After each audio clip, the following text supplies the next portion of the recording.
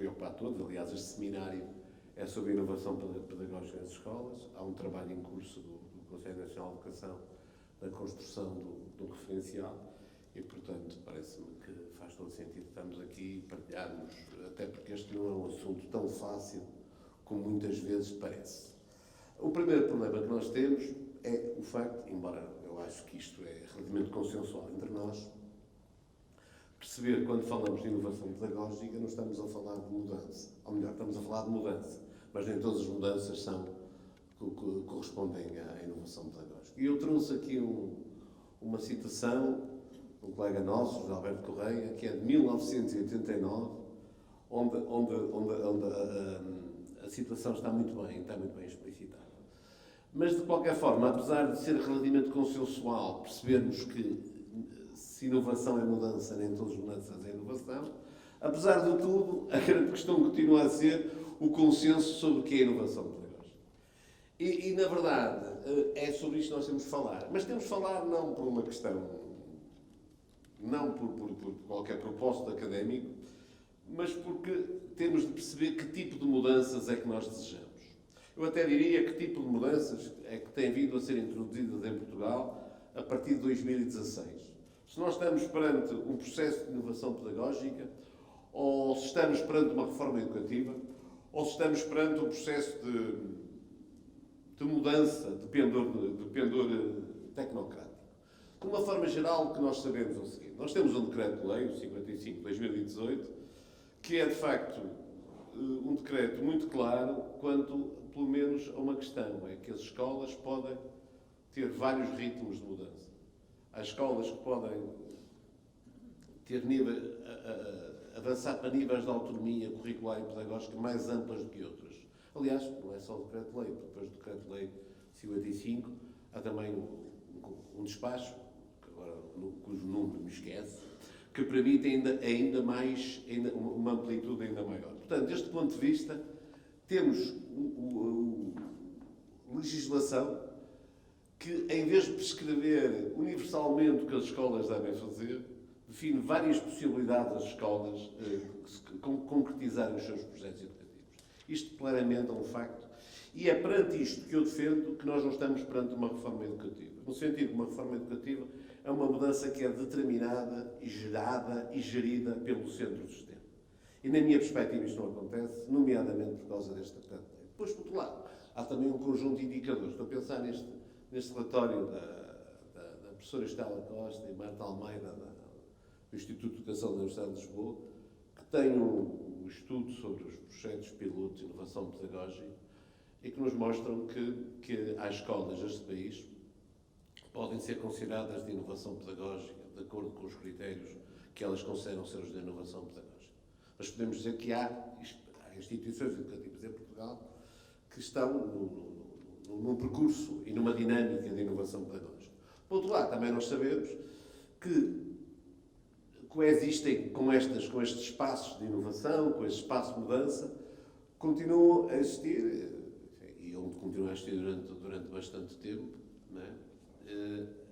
A ideia de que a escola tem que continuar a funcionar de uma forma instrucionista.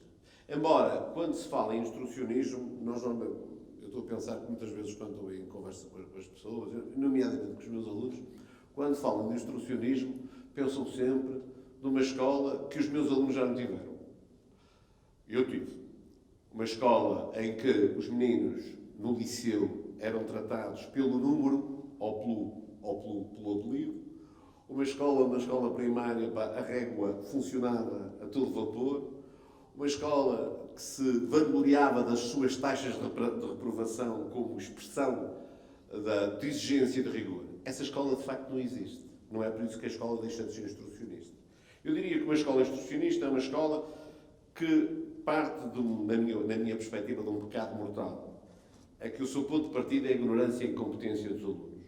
E como os alunos são ignorantes e incompetentes, a única saída que há é os professores prescreverem tudo aquilo que os meninos devem fazer. Prescrevem as respostas, prescrevem o ritmo, prescrevem, nomeadamente, o próprio conteúdo das respostas. Esta escola, de alguma forma, continua a existir. Com outros formatos, muito mais humana, sem dúvida, muito mais aberta à diferença, mas continua a ser instrucionista. Por outro lado, do ponto de vista também das questões da cultura organizacional, continuamos, apesar de toda a retórica e apesar de sentirmos que isto é um pecado, a pensar-se que nas escolas há uns que pensam para outros executar. Nem todas as escolas isto se faz, nem todos os agrupamentos isto se faz, mas continua a existir. E, portanto, diria que, finalmente, há outras escolas a tentar trajetos de mudança que não têm nada a ver com a inovação pedagógica, mas há trajetos de mudança. Portanto, a situação é muitíssimo complexa. E, portanto, é por aí que vale a pena pensarmos o que é que estamos a falar quando estamos em inovação pedagógica. Eu até diria, se nós necessitamos de inovação pedagógica, esta é uma pergunta, eu tenho uma resposta para ela, eu acho que sim, precisamos. Mas temos de colocar esta pergunta francamente de todos nós. Se nós necessitamos de inovação curricular e pedagógica, apesar de tudo, para se discutir se nós necessitamos ou não necessitamos de inovação curricular e pedagógica, nós necessitamos de discutir o que é isso então de inovação curricular e pedagógica. Portanto, na minha perspectiva, em Portugal nós não estamos perante aquilo que eu chamo uma reforma educativa. Estamos perante dinâmicas muito complexas, muito diferenciadas, em que temos espaços educativos num claro projeto de inovação pedagógica e temos outros mais em processo de mudança, mas mais de natureza tecnocrática. A grande questão é assim, como é que nós distinguimos uns dos outros? E aqui começa o problema. Não é?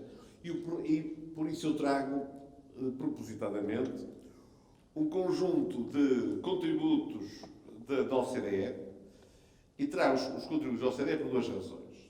Em primeiro lugar, porque a OCDE é uma entidade que tem vindo a investir bastante na tentativa de clarificar o que é isto de inovação curricular e pedagógica. Claramente, o movimento, do ponto de vista de estudos, do ponto de vista da reflexão, do ponto de vista dos próprios discursos, em que a OCDE afirma claramente a importância da inovação curricular e pedagógica. Por outro lado, há que reconhecer também que a OCDE é uma entidade que tem uma clara influência na política educativa neste momento em Portugal. Quando eu digo que tem uma clara influência, não estou a dizer que a determina, como alguns defendem.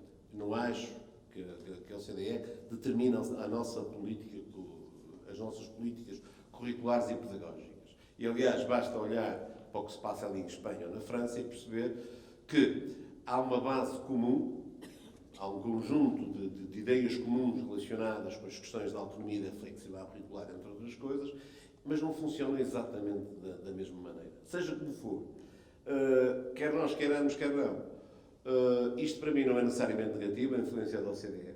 Não é necessariamente. Há uns anos atrás seria. Quando eu era um pouco mais radical, seria uma influência negativa. E até acho que há aspectos das políticas, do discurso da OCDE, que são pouco interessantes. Mas isto não significa que não haja influência e que esta influência não tenha a ser discutida. Porque também não adianta muito vir para aqui com a conversa de que a Unesco sim, a OCDE não. Quer dizer, este fla-flu ao Porto Benfica é de facto alguma coisa da qual nós temos de fugir.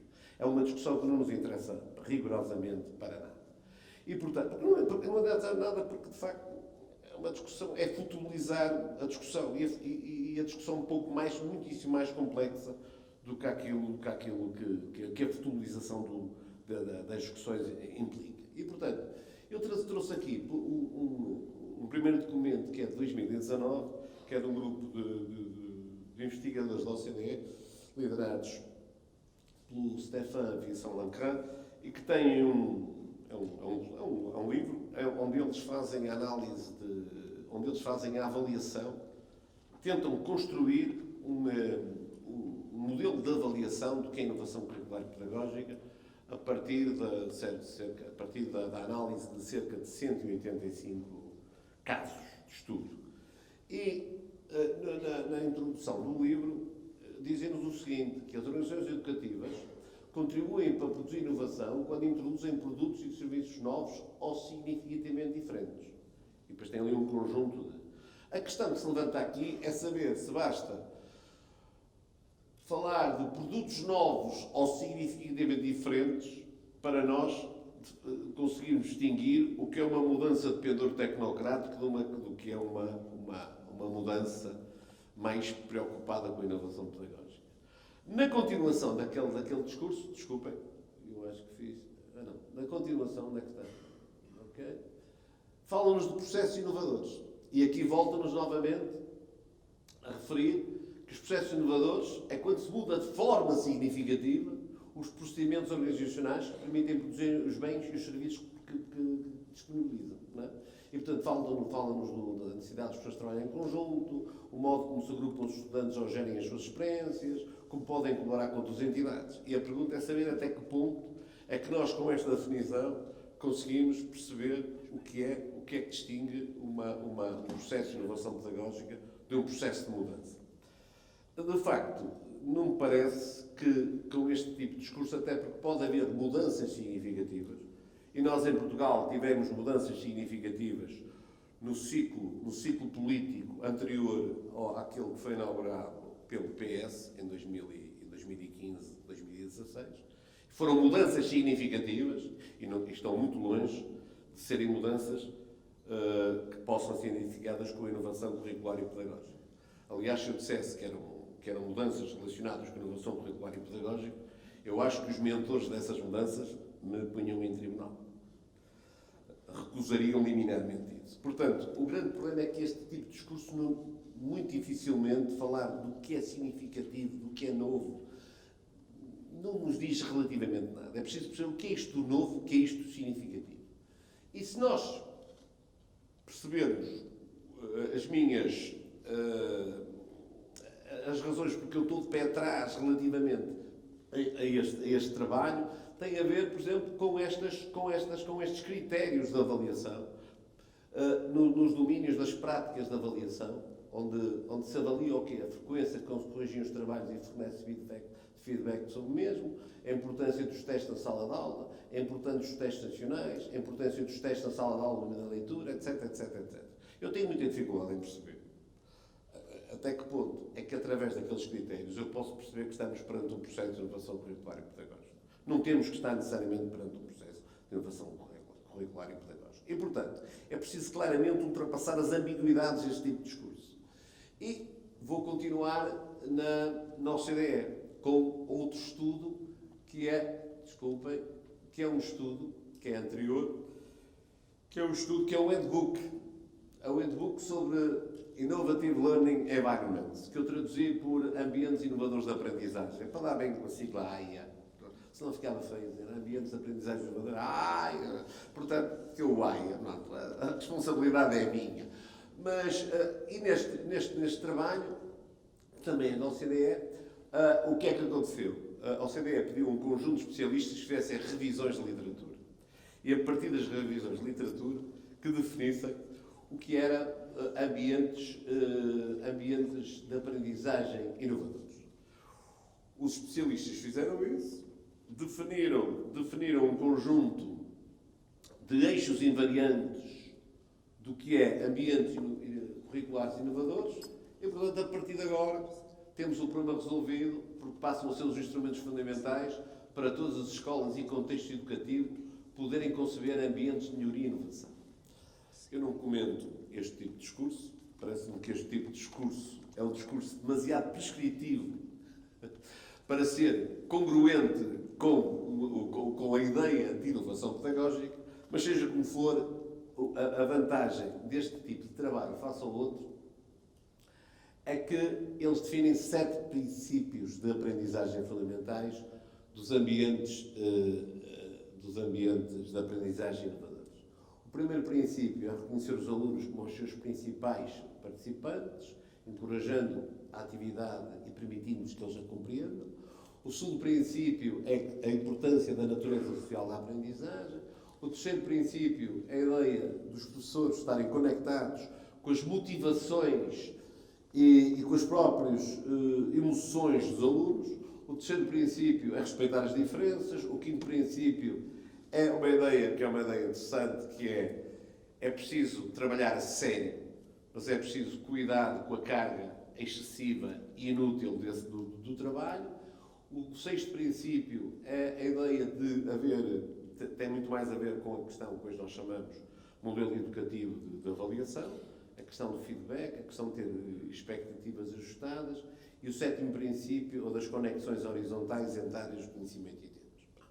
Digamos que, perante isto, nós podemos, perante esta proposta do handbook, nós podemos dizer que a centralidade dos alunos, o modelo formativo de avaliação, o tipo de gestão curricular que se produz e a organização cooperativa dos ambientes de aprendizagem são os 4 grandes eixos que nos permitem perceber o que é que pode ser inovação curricular e pedagógica.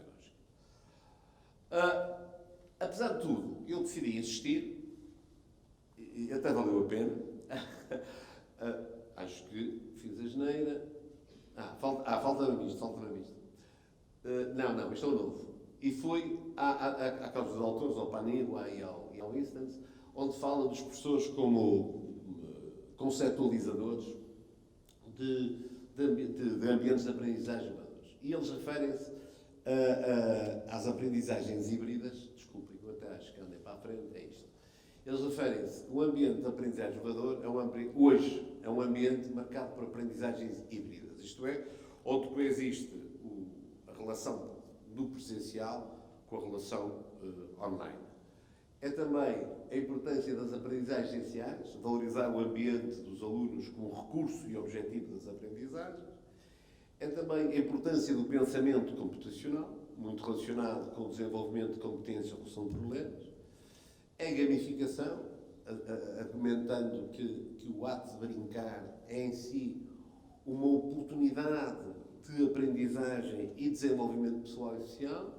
As multiliteracias também, a possibilidade de perceber que os nossos estudantes hoje terão que se desenvolver com múltiplas linguagens, às quais vão ter que atribuir um significado e que vão ter de utilizar, e depois aquilo que eles chamam as aprendizagens integradas, relacionadas com aquilo também que eles chamam os fatores não mentais, que de alguma forma estão relacionados com o desenvolvimento socioemocional.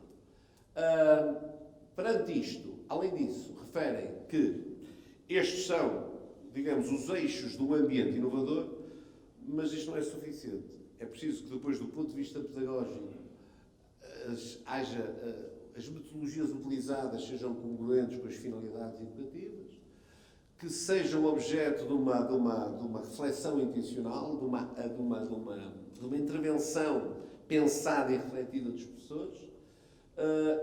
Esta dimensão interessante, que é perceber como é que os conteúdos podem afetar as decisões pedagógicas e, mais uma vez, a avaliação do contexto como condição e recurso da aprendizagem. E, portanto, perante isto, o quadro amplia-se. Este quadro não põe em causa o anterior, que eu acho é que lhe dá uma outra clareza, digamos assim. E, portanto, a grande questão que se levanta aqui é o desenvolvimento das literacias dos alunos como objetivo educacional, a contextualização das aprendizagens, a valorização dos fatores socioemocionais, a congruência e a pluralidade metodológica, a valorização das tecnologias digitais e o desenvolvimento de capacidades transversais.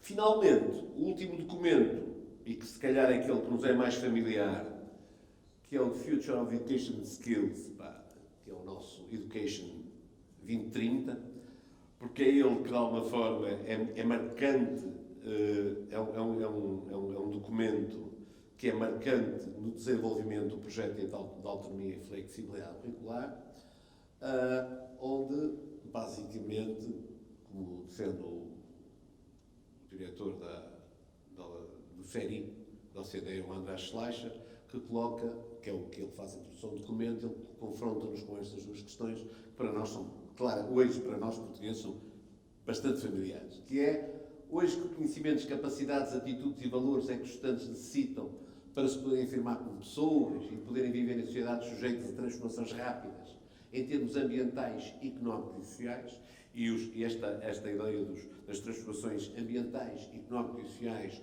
são uma espécie de soundbite hoje da OCDE.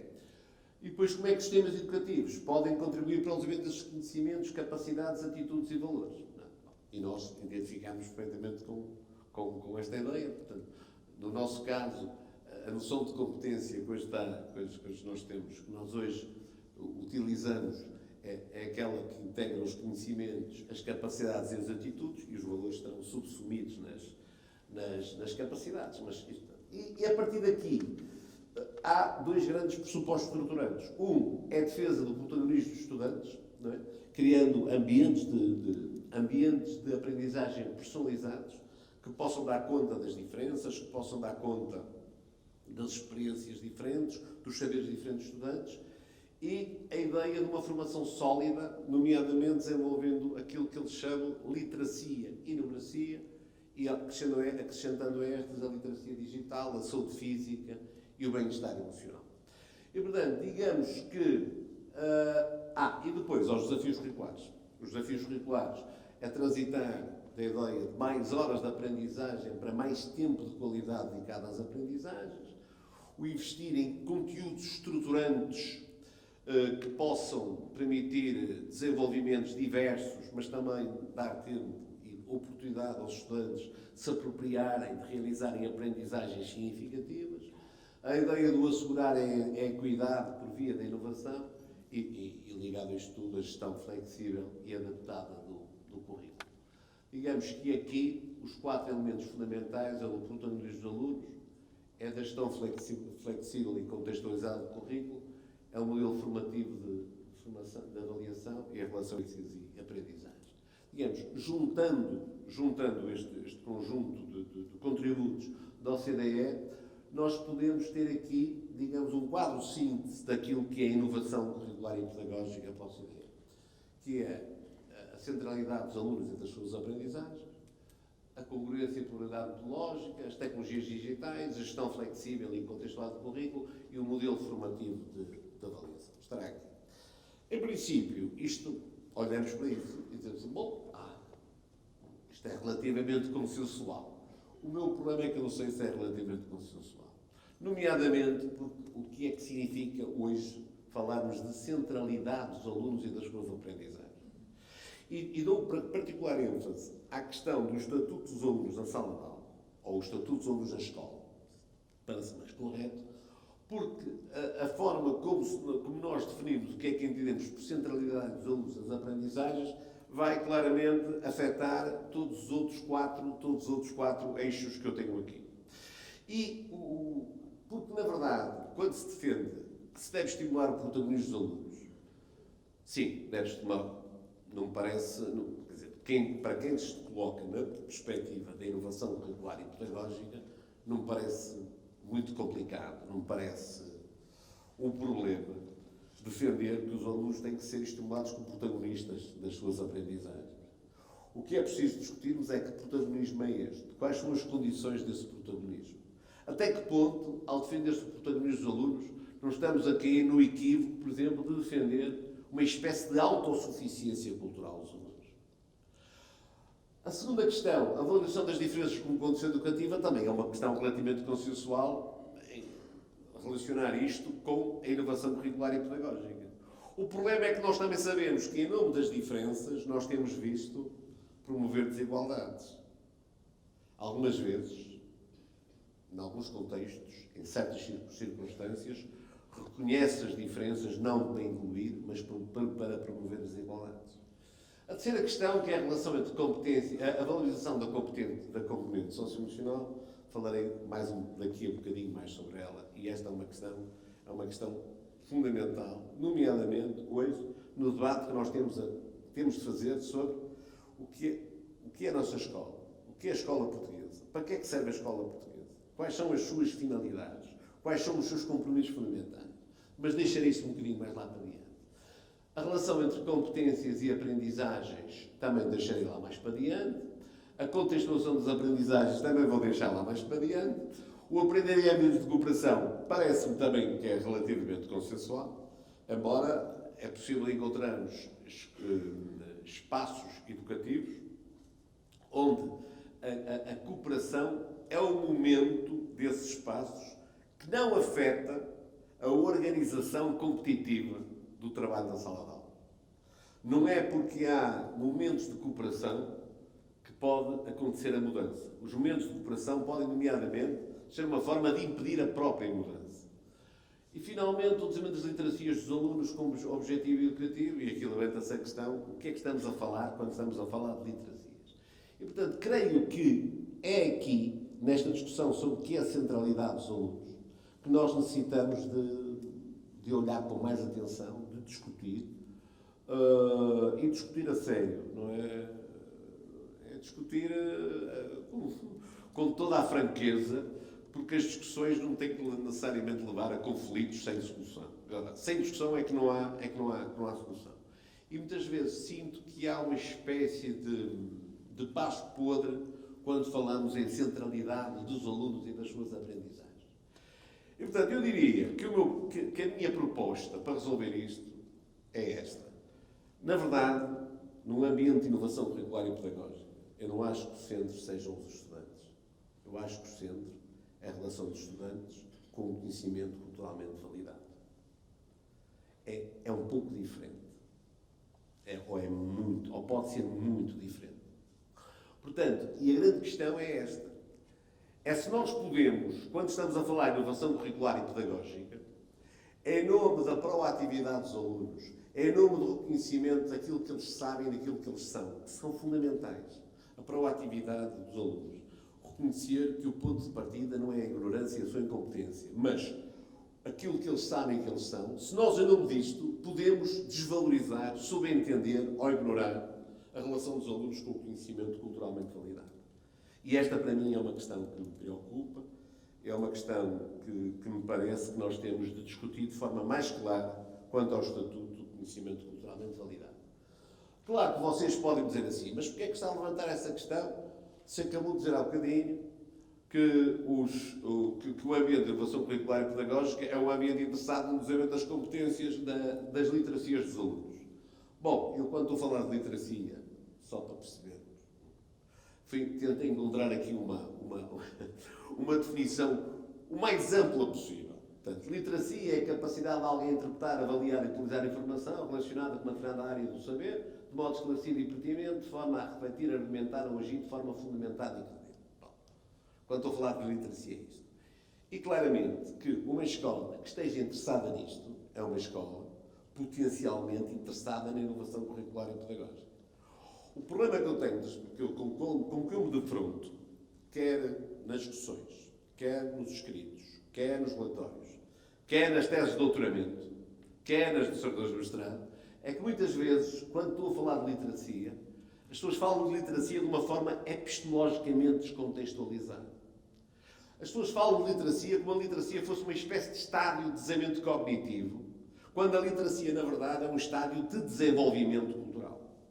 Isto é, refletir, pensar, tomar decisões, agir numa área como a da biologia, não é exatamente a mesma coisa do que fazer o equivalente em literatura, ou em história, ou em matemática. Não é exatamente a mesma coisa. Isto é, trata-se de refletir, sim, mas eu refletir em biologia é refletir a partir de quadros conceituais, é refletir de um conjunto de procedimentos heurísticos, é a partir de uma história cultural que é diferente da literatura e da história. E esta dimensão aparece muitas vezes como uma questão menor, como uma questão que se ignora. E é por isso que necessitamos discutir se podemos falar de literacia ou de multiliteracias, como fala a OCDE, de forma epistemologicamente descontextualizada. Você também me diz assim, mas há bocado a OCDE fala das conexões horizontais entre conhecimentos e tópicos das diferentes áreas, que está plasmado no nosso 55, nos famosos DACs, dos domínios de autonomia curricular, e que tanto nos aqueceu para as discussões. Houve um tempo em que havia discussões fabulosas sobre DACs, que de repente desapareceram. Também é interessante perceber isso. De repente desapareceram. De repente parece que ou o problema está resolvido, ou então não existimos. Mas a questão é assim, mas isto não é falar de conhecimento culturalmente validado. É. Só que em nome das conexões horizontais eu apresento-vos isto. E isto é uma coisa que eu vi fazer numa escola. Isto é, É um projeto de sensibilização no domínio da segurança rodoviária, a partir de cidadania e desenvolvimento. E o que é que se faz? Faz-se pesquisar sobre regras de segurança rodoviária, selecionar as regras a serem satirizadas e ilustradas na banda desenhada de um folheto que se vai fazer em português de educação visual, escrever uma letra para musicar a educação musical e a educação tecnológica, colaborar com a educação tecnológica na elaboração de folheto. E depois temos ali o que fazem as TIC, o que fazem as ciências naturais, o que faz História e Geografia de Portugal, o que faz Matemática, o que faz Educação Física, o que faz Inglês. Eu pergunto, qual é o sentido da Educação Física se organizar e simular o simulacro de um acidente? Qual é o problema disto? O problema disto tem a ver exatamente com a ideia de que o que é preciso é criar um processo de conexão, mas os processos de conexão não podem ser dissociados daquilo que é o trabalho de educação física ou o trabalho em matemática. Por exemplo, a matemática, eu até andei a perguntar, fui perguntar àquela gente lá da segurança rodoviária, se a questão da dimensão dos sinais tinha alguma racionalidade. Sabe que não, pá, que é uma... Mas ali os meninos vão pesquisar as dimensões reais dos sinais de trânsito de diferentes formas. Quais também é horário? Haverá uma razão para isso? Portanto, isto...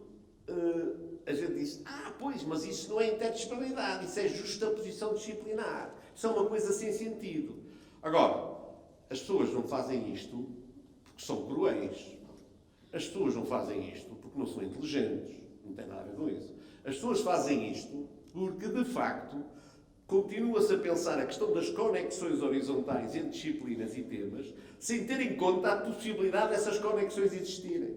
Sem ter em conta a racionalidade subjacente às diferentes áreas, sem ter em conta a possibilidade de perceber quais são as conexões, quais são as interações. E isso é preciso, claramente, perceber o que é que está em jogo ali, do ponto de vista dos conteúdos, do ponto de vista da construção dos conceitos, do ponto de vista da relação entre os conceitos. E, portanto, como estão a ver... E depois, pergunta-se porque é que eu estou com esta conversa do conhecimento culturalmente validado, se nós em Portugal temos um problema resolvido.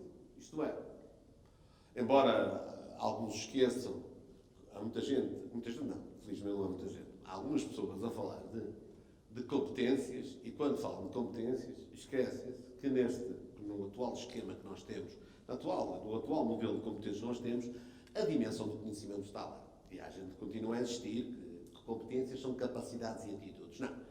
Neste modelo que nós temos, as competências implicam a relação entre conhecimentos, capacidades e atitudes. E, nesse sentido, estou de acordo que este tipo de modelo vem de encontro àquilo que eu tenho vindo a defender. A necessidade de valorizar o conhecimento culturalmente validado. Está lá, claro. Isto não foi eu que escrevi. Isto está no perfil dos alunos ao sair da escola obrigatória. Está lá muito claramente escrito que os conhecimentos de respeito ao conhecimento relacionado com informações, conceitos, quadros conceituais, ao conhecimento metodológico e ao conhecimento processual. Está lá. O problema que se levanta aqui é que, em nome, e agora vamos às questões do socioemocional, é que apesar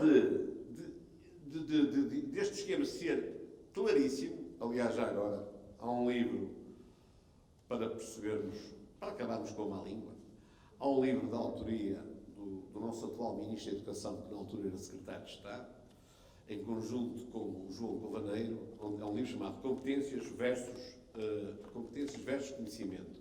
Uma dicotomia insensata. E se alguém quer perceber a insensatez de separar as duas coisas, o livro mostra. E mais, ainda por cima é um livro escrito pelo Secretário de Estado, que é o grande responsável pela dinamização de todo este processo, que é o atual Ministro da Educação. Apesar de tudo, surge alguma coisa que merece ser discutida, que é o desenvolvimento das competências socioemocionais. Para que fique claro, eu acho que o desenvolvimento das competências socioemocionais é um objetivo fundamental da escola. Deve ser um objetivo fundamental da escola. Qualquer projeto de inovação curricular, qualquer projeto de inovação curricular e pedagógica implica ter em conta a dimensão de desenvolvimento socioemocional. O grande problema, essa dimensão do desenvolvimento, pode ser isto que aquele psicólogo Mark Greenberg defende. A existência de uma espécie de currículo de aprendizagem socioemocional. E aqui temos um problema. É que se nós defendermos uma espécie de currículo, eu tenho defrontado com algumas ações de formação contínua, que aparece muito esta ideia do desenvolvimento socioemocional como uma coisa à parte do trabalho curricular nas outras áreas, nós temos um gravíssimo problema. É que podemos ter momentos em que os meninos desenvolvem a sua resiliência, a cooperação, desenvolvem a capacidade de se apreciar e apreciar os outros, e depois, de determinado aquele momento, vão para as salas de aula onde nada disso acontece. E, portanto, a grande questão que se levanta aqui, voltamos novamente à velha questão, é que nós, no desenvolvimento das competências socioemocionais, é uma variável subordinada e não uma variável subordinante. É alguma coisa que tem de ocorrer em função do modo como se tomam decisões na sala de aula. Se os meninos participam ou não participam dessas decisões, como é que participam, como é que se apoia, como é que se ajuda, como é que se avalia, como é que se definem os critérios de avaliação. E, portanto, o grande problema, muitas vezes, também, como estão a ver, a questão, se nós não temos presente que a escola é um espaço de socialização cultural, e enquanto espaço de socialização cultural tem que se afirmar como espaço de desenvolvimento pessoal e social, é por causa disso que eu estou insistente na necessidade de nós tomarmos atenção à questão do conhecimento culturalmente validado. Portanto, isto é para dizer que tem de adquirir uma outra visibilidade nas nossas discussões, tem de adquirir uma outra visibilidade nos nossos projetos, tem de adquirir uma outra visibilidade nas próprias dificuldades, porque se nós retirarmos o conhecimento culturalmente validado da equação, da equação e do debate sobre inovação curricular e pedagógica, nós estamos a simplificar de uma forma absolutamente absurda alguma coisa que não pode acontecer. Eu não estou aqui como outra a dizer que a função das escolas é ensinar a ler, a escrever, ensinar a ler, a escrever e a contar. Mas também é ensinar a ler e a contar. O que é preciso discutir é como é que se ensina a ler, a escrever e a contar. Porquê é que se ensina a ler, a escrever e a contar? Como é que através da leitura, da escrita, do cálculo e tudo o resto que a gente terá que fazer, como é que se promove o desenvolvimento pessoal e social dos alunos? Como é que os alunos passam a ser protagonistas? Como é que os alunos podem ser aquilo que nós desejamos que eles sejam? Mais autónomos. Mas a autonomia não é o ponto de partida. A autonomia é um ponto de chegada. Há uma coisa para a qual a escola tem que contribuir. E, portanto, estou a acabar, a grande questão é esta, é que se eu não compreender, nas diferentes áreas disciplinares, quais são as particularidades conceituais e heurísticas dos conhecimentos dessa área, dos tópicos dessa área, dos problemas dessa área, como é que eu defino os conhecimentos de maior qualidade e os tópicos estruturantes que se defende no modelo de inovação pedagógica da OCDE? Como é que eu defino a plausibilidade dos desafios com os quais estão a confrontar os alunos? Se eles fazem sentido ou não fazem sentido? Como é que eu defino os recursos que eles poderão utilizar? Como é que eu defino, como é que eu identifico, como é que eu tomo consciência dos obstáculos e dos equívocos que eles poderão viver no processo de aprendizagem? E tomar consciência dos obstáculos e dos equívocos nem sempre é uma coisa muito fácil. É uma coisa fundamental. E não tem que ser centrada no estudante, tem que ser centrada no desafio com que eu estou a... Porque alguns desses equívocos e esses obstáculos são equívocos e obstáculos históricos dessas áreas. Não apareceram pela primeira vez quando aquele menino está a aprender aquilo. Apareceram ao longo dos tempos e há alguma coisa, se nós tivermos consciência disso, provavelmente faremos a gestão de outra maneira. E, finalmente, como é que estrutura um processo de avaliação? Como é que eu defino critérios? Como é que eu defino instrumentos? Como é que eu dou um feedback produtivo? Não é? Portanto, mas como é que se identificam as particularidades dos alunos? É porque parece, em alguns discursos de inovação curricular e pedagógica, parece que a identificação das particularidades dos alunos é uma coisa prévia às tarefas. Não. As particularidades dos alunos têm que ser identificadas em função do confronto com as tarefas. É a partir das tarefas que eles resolvem ou não resolvem, melhor ou pior, desculpa, com respostas certas ou erradas, que nós percebemos essas particularidades. Mas é a partir da consciência do que eu tenho enquanto professor de conhecimento culturalmente validado que eu posso criar as pontes para estabelecer o diálogo entre aquilo que os alunos sabem, as suas experiências, os seus saberes, e os saberes com os quais eu estou a confrontar. É aqui, sem eu ter consciência do que eu estou a propor aos meus alunos do ponto de vista das aprendizagens e do ponto de vista dos desafios culturais que eu estou a confrontar, muito dificilmente eu estimularei o seu protagonismo. E acabar, porque toda a gente conhece. E aqui só traria um autor que me parece que é capaz de nos ajudar a pensar melhor e para vós também compreender melhor qual é o meu ponto de vista. O Michael Young, quando fala do conhecimento poderoso, e quando fala do conhecimento que é um conhecimento que pode ser decisivo, porque se não for decisivo também não nos interessa. Estou a falar do conhecimento que nos permite crescer, viver neste mundo, olhar de forma crítica, examinar as nossas literacias.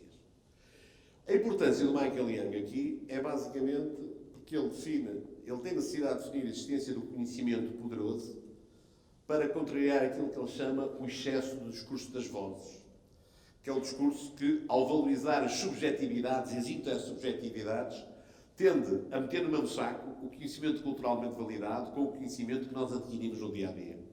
O conhecimento que nós vamos construindo no dia-a-dia. De tal maneira que há quem diga que é o mesmo tipo de conhecimento. E, na verdade, não é o mesmo tipo de conhecimento. Aliás, se fosse o mesmo tipo de conhecimento, eu não sei se a gente necessitaria de escolas. Necessitaríamos de uma coisa parecida com a escola, mas não necessariamente a escola. E, portanto, o que eu diria, e agora acaba mesmo, é a ideia de que tudo, sem pôr em causa aqueles eixos que a OCDE nos propõe para a inovação curricular e pedagógica, é preciso claramente reler aqueles eixos em função do papel do conhecimento culturalmente validado.